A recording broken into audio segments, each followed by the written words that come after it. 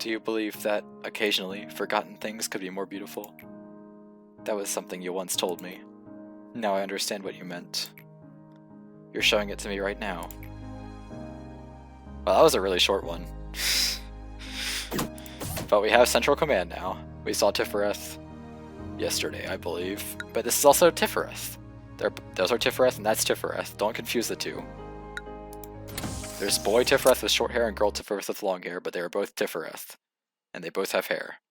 I have no idea what I'm saying anymore. What is up and welcome to Lobotomy Corp. We got a new department, as I mentioned previously, and since it wouldn't fit on the screen, you have to scroll down. See Central Command Team 1, because there will be 2. As you probably could tell when the department filled up twice as fast. We have 2 unknowns, Yumeka and Clove working with Unknown 1, Yeti and new employee Li He-chang, or pronounce that. Once again, I am bad at word. I'm sorry. We'll be working on department, the other one in here. Alright, then Joy will be working on this boy, and that's basically it for the main plans. We're focusing on these 2 unknowns. And also, we're focusing on finally able to complete Malkuth's mission, number 4, because Dusk ordeals are finally here, so we can finally kill them. We've been waiting since like day 4 to do this, so hopefully we can do it now. Dusks are pretty tough, and we're not really that super well geared, but we should be able to do it because we have good stats. But maybe not, I don't know. One of the Dusks is probably a bit too hard for us, the other 2 should be fine, so hopefully I get lucky. Let's do day. Laetitia is an HE level abnormality that does black damage. She's very good for training instinct. Well, she's very good for training attachment, but she can also train instinct and insight. She has no Quilthoth counter, but when she gets a normal result on our work with her, she will give the agent who worked on her a heart. If this agent works on any other abnormality, the heart explodes, killing the agent and spawning in her friend, which has a decent amount of health and acts as a breaching HE level abnormality. This does not count as a breach for the purpose of missions like HODs, though. It will wander around and do 8 to 10 red damage to an employee in their room. It's pretty easy to kill. Laetitia is pretty good for any facility because she can train 3 stats. And she's not really super temperamental. She's pretty easy to work on. You just have to remember to only have one person work on her if you get a normal, which isn't even that common in the first place. Her good region is pretty generous. And she has high work preferences. So you'd think her weapon and equipment would be not very good. It's actually really good. Her equipment has no weaknesses except for pale, and everything else is a 0.7. And her weapon, which she gives 2 copies of, is a gun that does 5 to 6 damage and is HE tier. So yeah, Laetitia's are really good, and an easy recommendation for anything in the early to mid game. Which is where we are right now. Hooray. Scarecrow searching for wisdom is an HE level abnormality that does white damage. Its best work rate by far is in prudence. However, its Quilthoth counter of 1 lowers on a bad or when any employee who has a prudence of 3 or higher works on it.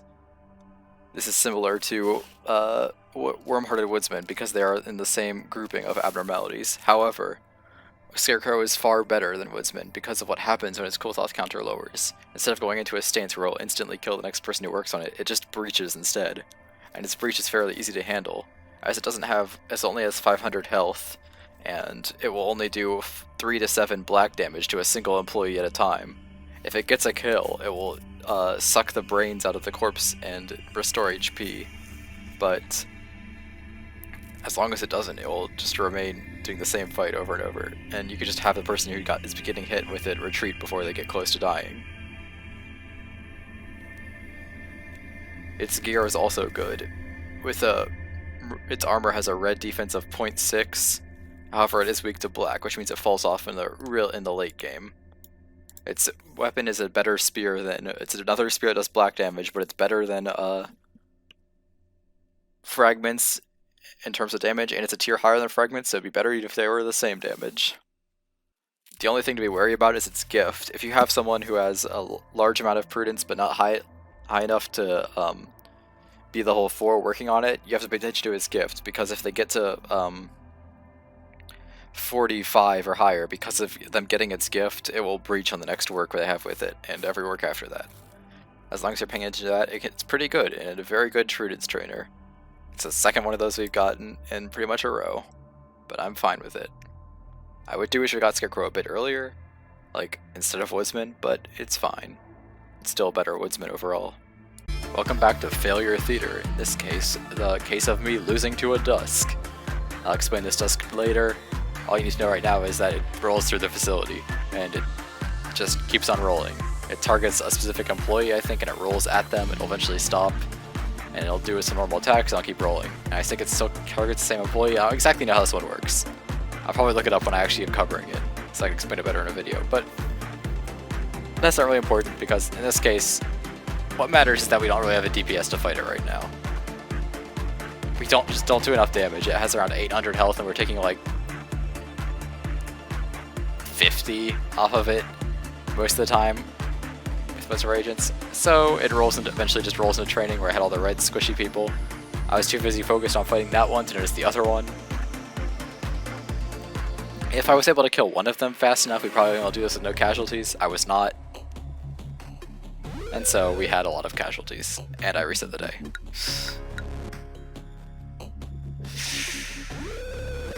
Also, if we had a upcoming upgrade, we'd probably be able to beat that. But, new day. And by new day, I mean the same day. And we move people from training to central command and safety. Era needs to work on DRV to raise prudence, and then you need to work on Scarecrow also over prudence. When you're working in central command, it's important to have people move down from their initial spawning point. There's an upper room and a lower room right now that you might be able to see in the main room. We want people to stay in the lower room at all times because it makes them move to the containment units faster. The upper room, I don't know why it exists. Just think of it as Lobotomy Corp jank. It's completely pointless, and it just makes days take longer if you continue to see people move up and down the staircase. I don't know why they designed the room like that. It's really annoying, and I don't like it. It's probably the worst designed department in the game. And I mean, really, it's probably the only one I even have complaints about design-wise. Most of them are either different or they mirror each other, and I'm fine with all of them, except for that one. Beautiful.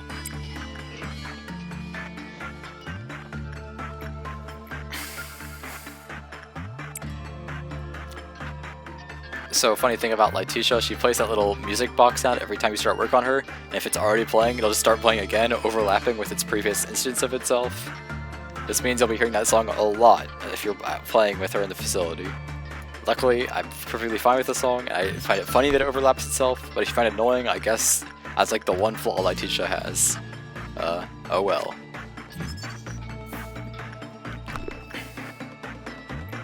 She's still really strong, so I don't know why you wouldn't like pick her if you were just rolling for random abnormalities. She can literally train any stat that's not named Repression / Justice, which unfortunately is probably the stat we need training the most of, but whatever. Also Scarecrow's here, I guess. Just alternating between the newbies to make sure they're always at full health when they start work with Scarecrow.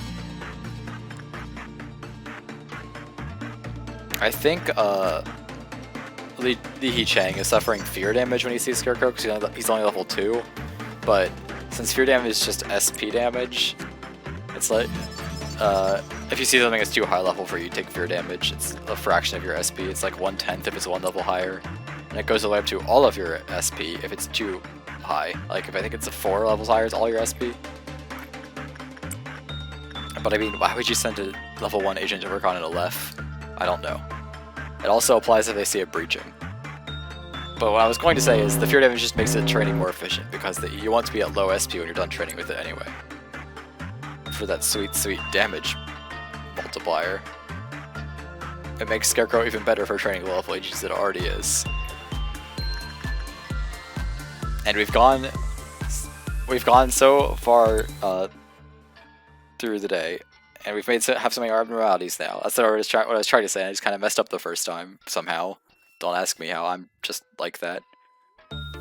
Get on my level. Then we have 9 meltdowns, which is a lot. It is 1 less than 10. Welcome to my math class. I am not very good at teaching. In this meltdown, I make a funny mistake. Can you figure out what it is? It is quite humorous. You have approximately time until I say what it is.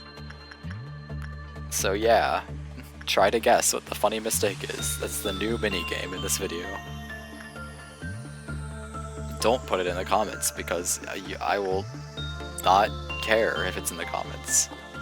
Anyway, we can still need to farm Laetitia and Scarecrow.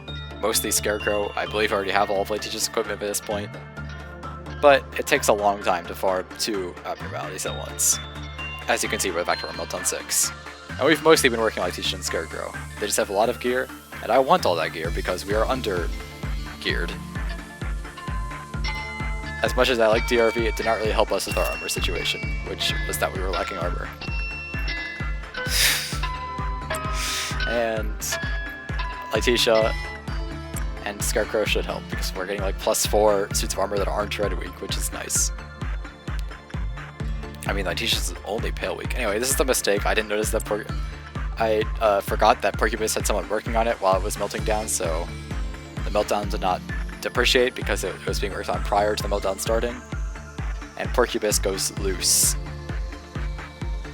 So now Yeti's stuck in this hole with Porcupus, which will probably kill her, because even though Porcupus does white damage while it's breaching, it still kills people that it kills, instead of making them panic. That was a really dumb sentence, but I think you know what I meant, viewer. So we sent in pretty much everyone who I think can fight Porcupus to fight Porcupus,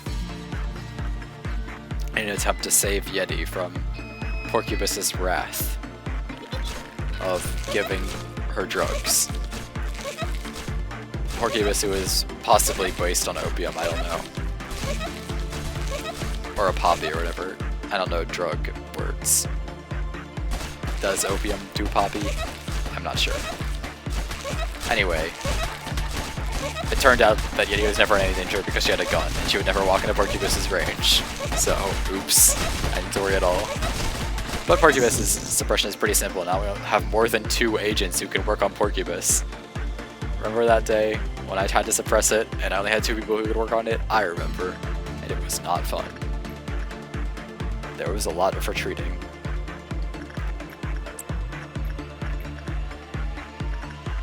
Porcupus is quite funny, but overall, pretty simple suppression now. Maybe I didn't have to kill B's clone a long time ago. I don't know. What I do know is that it is simple suppression nowadays, which I already said. Anyway, we're having everyone move to information to prepare for the Dusk. Basically, everyone who has high health is moving to Dusk. Everyone who has low health and is wearing Red Week armor, which for some reason is everyone who has low health. It's just there's pretty big overlap between those 2 categories. Is going to move to a different room. And it's around here that I noticed that, well, actually I already noticed this because it's on pause. Tifereth is like, hey, yo, Scarecrow broke out. I'm like, what? No one has the gift. How did it break out? And then I noticed that he is missing a lot of SP and that he got a bad. So yeah, he still has a cool health counter of 1. He'll still break out even if you get a bad. Doesn't really happen too often, but it's something to be aware of. Luckily, Scarecrow is a pretty simple suppression because it only targets 1 person at a time. I mean, as long as you have enough bodies who can take its damage to throw at him, it won't kill anyone. And I mean, healing from the clerks is annoying, but it's like, it's not gonna make you fail the suppression. Because you could just have some of them retreat while they're done fighting, and then send in a bigger and wait for the big force to show up. In my case, I can't really do that at the beginning of the game, like if you got it super early into information, which I did in my first run. But, I mean, it doesn't really breach that often as long as you're not sending in agents with like more than 2 prudence to work on it. And even then, I mean, you can still just tag people in and out. It just doesn't do damage fast enough to be a threat, or enough damage. In my opinion, at least. I guess maybe if you only had like black weak suits, and you were super early to information, it could be a threat. But I've never been in that situation. I think Scarecrow is a good abnormality. Most people do not. It is a controversial take.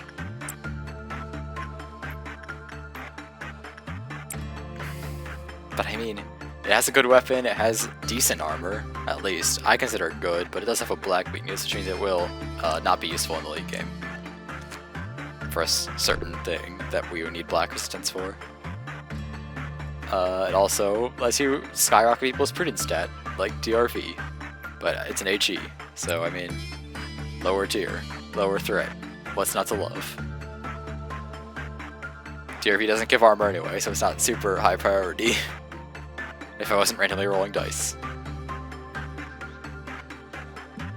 I mean, it isn't kind of important to know what everything does if you're not playing blind / doing random picks like I am, just because you want to have a good facility, not have like a million useless things in your that don't really, or like only instinct trainers somehow.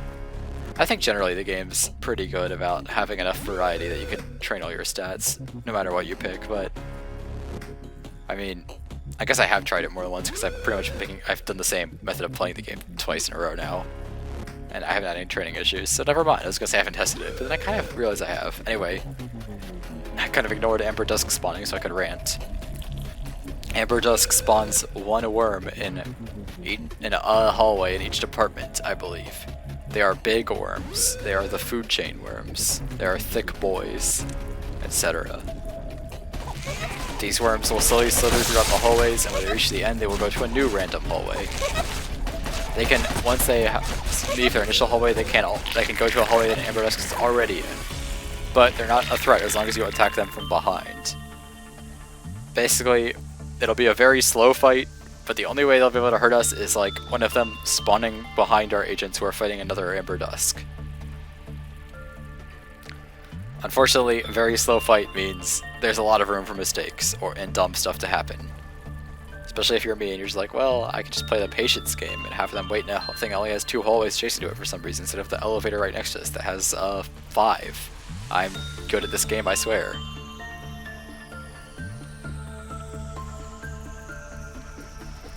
It also spawns Amber Dawns, but I don't really consider the Amber Dawns a threat. They're just produced from the big worm. And they behave the same as normal Amber Dawns, except they follow the big worm to a new hallway while it's alive. They sure are Amber Dawns. But like, Amber Dawns ceased being a threat on around day 8. Probably. I don't remember exactly when I started saying we outclassed them, but it was probably around then. Regardless, they're not a threat. That's what I'm trying to say. I don't really... It feels like the only reason they spawn is for thematic reasons, to connect this to the previous Amber ordeal. And all the Amber... And, like the previous Amber ordeal, it is worms of food-related name variety. I don't know why I said it like that. Anyway. There's a lot of waiting involved in safely fighting Amber Dusk, especially when you're under-geared. Which I am. But you literally only have... They are a wall, we only have one wall set. So, the only weapon that can do its full damage to its resistance is Diffraction, aka DRV's weapon, aka Hammer, but the hammerhead is invisible. I don't really know how that makes it a strong weapon, but whatever.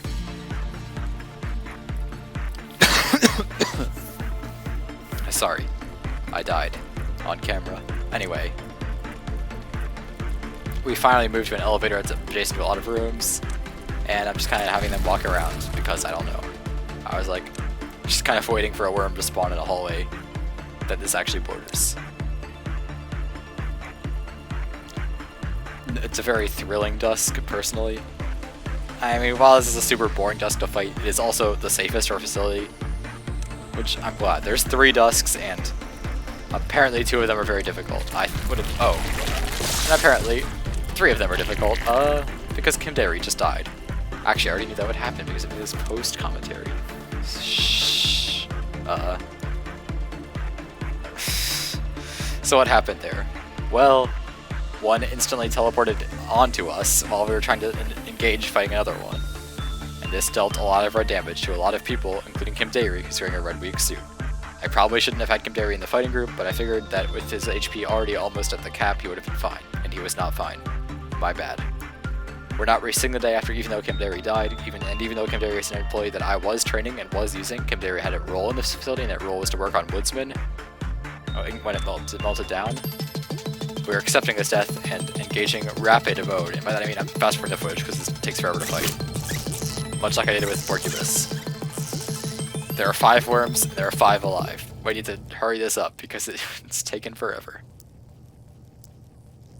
I'm not really a fan of Ember Dusk, just because of the way I fight it. It makes it last forever, but it's also the only safe way to fight it as far as I can tell. It won't be so bad once we have better gear, but it's atrocious to fight right now. I love how Mr. Black's up and sounds sped up. And to a certain extent bees. Anyway. Back to this. Worms. It normally wouldn't matter if one spawns in the hole, it literally only matters if they spawn on top of you, and of course it had to happen to poor Kimdari. I'm still a bit upset about that. That's 1 worm down, finally.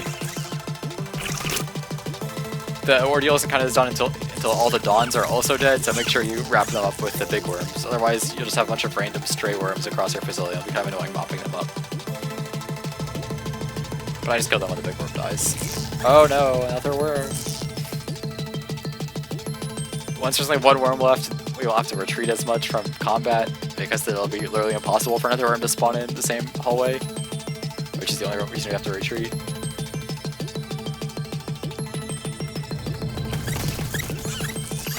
That's 2 worms down. There's 3 left. I know this because I can subtract.